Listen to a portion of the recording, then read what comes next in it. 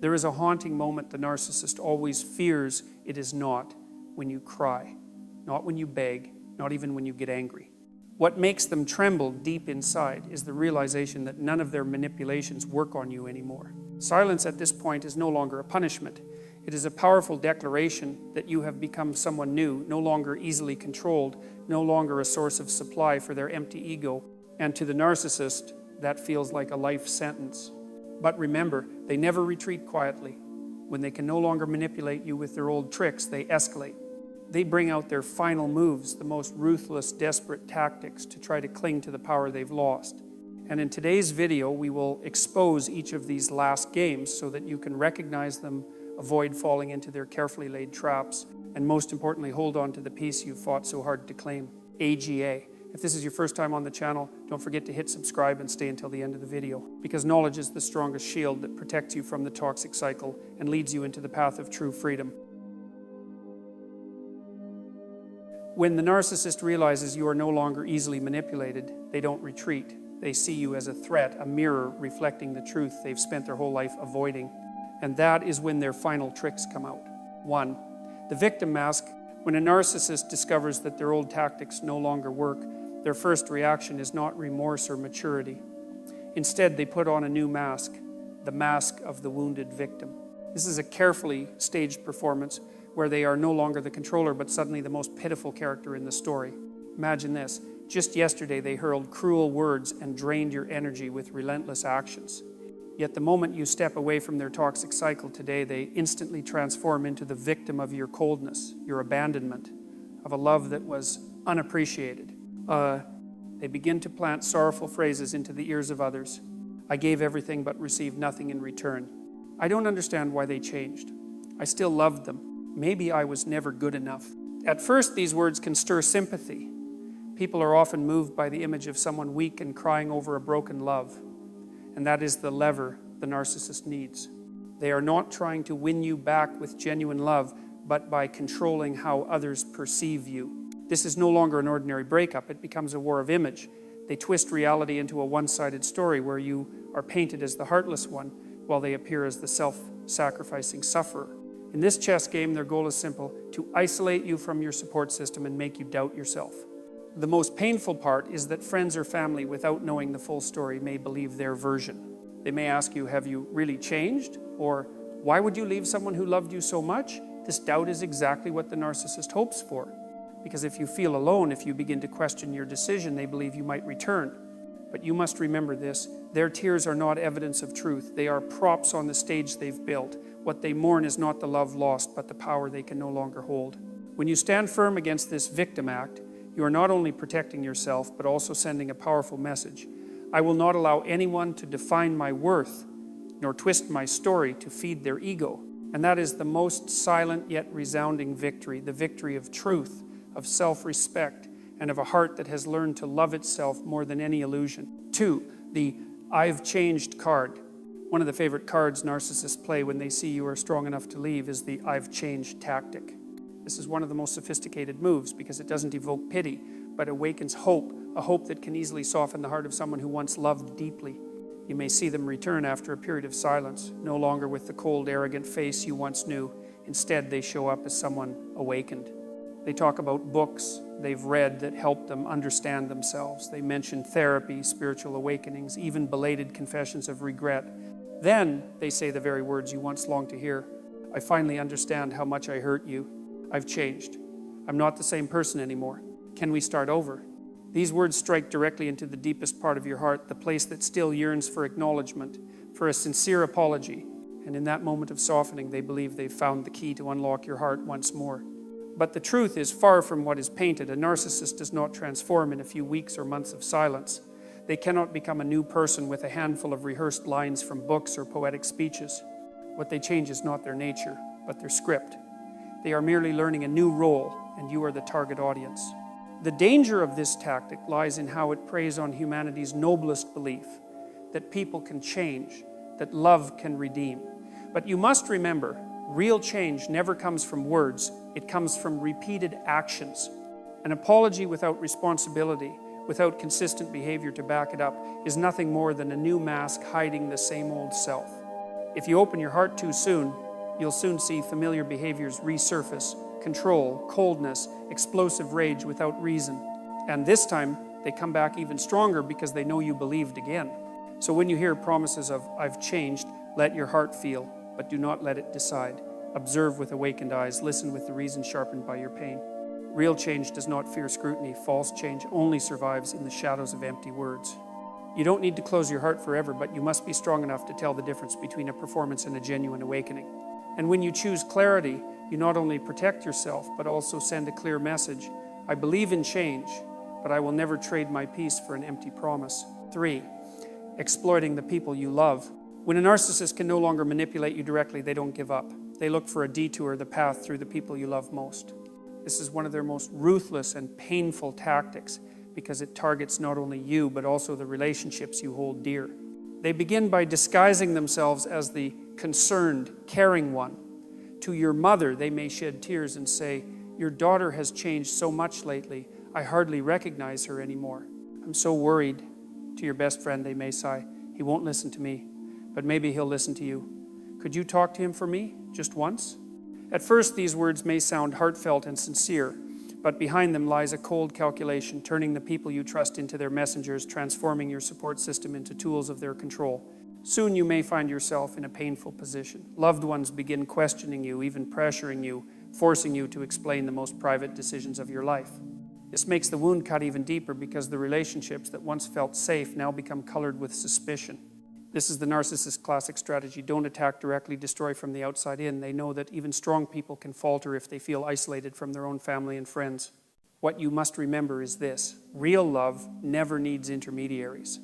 A genuine relationship doesn't require your mother, your friends, or your colleagues to plead on someone's behalf. Real love is shown through actions and respect, not pressure and exploitation. So what should you do when you recognize this manipulation at play? First, trust your own feelings. You are the one who lived through it, endured it. You know the truth better than anyone. Second, set boundaries, calmly but firmly. Let your loved ones know there are things only you can fully understand and that you need them to trust your decisions. Third, remember that no one has the right to force you back into a place that once harmed you. The choice is yours and only yours. When you stand firm against this tactic of exploiting love, you not only protect yourself from manipulation, but also safeguard your precious relationships from being turned into weapons. More importantly, you prove one thing: the truth does not need defenders. It shines clearly in the way you live strong, peaceful, and honest with yourself. 4. Reversing the memory. Among the narcissist's arsenal of manipulation lies one of the most insidious and dangerous tactics: memory reversal. If before they lied to hide the truth, now they go further. They attempt to rewrite the entire story, turning what you lived into something completely different. You remember the pain, the explosive fights, the lonely nights you cried because you felt abandoned. But when the narcissist retells it, the picture becomes a paradise. They say, "We were so happy together. Remember that trip? Everything was wonderful. You were just always too sensitive." Even worse, they don't just deny their mistakes. They skillfully plant the idea that it was all your fault. They also know how to use social media to reinforce this version of events. Old photos filled with smiles resurface, paired with captions that stir nostalgia. To outsiders, it looks like proof of a beautiful love.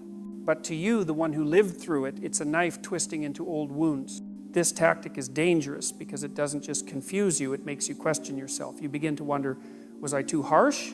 Did I imagine it? Maybe it wasn't that bad? That doubt is their true goal, because once you question your own memory, you're far easier to pull back into their cycle. So how do you escape the trap of memory reversal? First, trust your own experience. The memories of your heart cannot be denied. If you felt pain, if you felt drained, that is the truth. Second, write things down or confide in a trusted person while you are living through the relationship. Those words, those witnesses will remind you that you were not imagining it. Third, remember that good memories do not erase a reality filled with wounds. A mature person can cherish the good while still acknowledging the dark without using the good to cover up the bad. When you stand firm against this tactic, you reclaim ownership of your story. You say to yourself and the world, "I will not let anyone rewrite my past. I lived it, I felt it, and I choose to move forward based on the truth, not on an illusion crafted for control." And that is the real power, the power of awakening, of honesty with your own heart, and of a soul that refuses to let anyone erase its pain just to continue a manipulative game. 5. The sudden apology. There is a moment many people experience after leaving a relationship with a narcissist when the phone suddenly lights up with a short, seemingly harmless message. I'm sorry, I know I was wrong that day. Simple, brief, straight to the point, and instantly your heart trembles. Because this is what you once longed for all those years, a moment of admission, a hint of responsibility, a fragment of justice for all the sleepless nights of pain. But be cautious, this is not true awakening. It is a tactic, a light tap, intentional and strategic to test whether the door within you is firmly closed or still slightly ajar. Unlike the I've changed trick with its grand promises, the sudden apology is a subtle bait. It doesn't ask you to come back immediately. It doesn't promise anything grand. It plants only one small seed, hope. And for the narcissist, even a single reply like, thank you, I understand, is enough proof that they still have influence over your emotions. The problem is this: a genuine apology must come with consistent change. The narcissist's apology stops at words. It is like a key tested in a lock, not to open the door, but to see if the lock still works. And that simplicity is exactly what makes it dangerous. It doesn't pressure you, doesn't demand, doesn't trigger your defenses right away. It's like a light touch on an old wound, enough to stir the pain, but not enough for you to recognize it as an attack. If you're not careful, you may fall into the spiral of thoughts, maybe they truly regret it. Maybe I should give them a chance. And once you let your guard down, the old patterns return stronger than before, because now they know you soften easily to the apology at the right time. So how do you avoid this trap? Remember, an apology is not the measure of change. Repeated actions are. Ask yourself, if this is the 10th apology but the behavior never changed, do the words still hold meaning? Most importantly, let your inner peace be the measure. If their presence brings you more anxiety than joy, no apology can compensate. When you learn to see the sudden apology as a tactic rather than a gift, you rise another step in your journey of freedom. Because you understand that your worth never depended on someone else's acknowledgement, it lies in your own firm choices. And sometimes the most powerful response is no response at all. Silence firm, resolute silence that declares, this door is closed forever. 6. The final smear campaign, when a narcissist realizes they've truly lost you, that you no longer fall into their traps, that you've found peace and happiness, and that you've begun to tell your own story, that's when they unleash their final ace. A full-scale smear campaign. Understand this. To them, you are not just someone who left. You are a threat. Because when you speak the truth, when you shine without them, the lies they built begin to crumble. And to a narcissist, losing control means losing everything. So they launch a war of image, this time not limited to family or friends, but spreading to any place where you might find support. They scatter malicious rumors. She's unstable. He can't be trusted. Or even strike directly at your work, your reputation, your integrity. The frightening part is how calmly they do it, as if they're simply telling the truth. They wear the mask of concern, speaking to others as though they care about you, all while planting poison into your relationships and opportunities. They don't just want you to suffer, they want you isolated, doubted, pushed to the margins. This is the total destruction strategy. If they cannot keep you, they will try to ensure no one else wants you. If they must live in darkness, they will drag you back into it. But here's what you must remember. A lie repeated many times never becomes the truth. Your reputation, the one truly built through actions and values, cannot be destroyed by baseless slander. In the short term, you may feel hurt, misunderstood, even lose a few connections, but in the long term, truth always speaks louder. What matters most is that you stand firm. Do not get pulled into their cycle of retaliation. That's exactly what they want, for you to lose your composure and unintentionally validate their lies. Instead, let your silence and the way you live be the evidence. Let your calm steadiness be the sharpest response. A smear campaign may wound you briefly, but it cannot touch your essence. Your strength does not lie in what others think. It lies in knowing exactly who you are. And when you hold that strength, you strip them of their final weapon. They may scatter darkness, but the light you've found cannot be extinguished. 7. The calculated disappearance. When every trick fails from playing the victim, promising change, sudden apologies, to the final smear campaign, the narcissist often pulls out another card, disappearance. But this isn't an ordinary exit. It is calculated, deliberate, and one of their most sophisticated manipulation strategies. Suddenly, they vanish from your life. No messages, no calls, not a single explanation. They may block you on social media, quietly cutting off all contact. At first, you might even feel relieved. Finally, I have peace. But soon, that silence begins to gnaw at you. You start to wonder, Was I too harsh? Am I the one who caused all this? If they're gone, why do I still feel so empty? It is in this quiet space that the narcissist plants seeds of doubt. They want you to question yourself, to blame yourself, and even to crave their return. This is what psychology calls intermittent reinforcement, when a behavior, in this case, silence, is used irregularly but effectively to create confusion and longing. The less predictable their reappearance, the more trapped you become in waiting. Then one day, just when you think you've regained balance, when you start smiling again, when your wounds are just beginning to heal, they resurface. A short, simple message. I just thought of you. How are you? Small, light, but like a storm that shatters the fragile peace you worked so hard to build. What you must understand is this: they don't come back out of love, they come back for power. Their disappearance was never about granting you freedom, it was about setting up this very moment designed to confuse you, stir your emotions, and tempt you to reopen the door you tried so hard to close. So what should you do? Recognize it. Remember, silence is not always a sign of maturity or letting go. Sometimes it's a strategy to regain control. Hold your boundaries.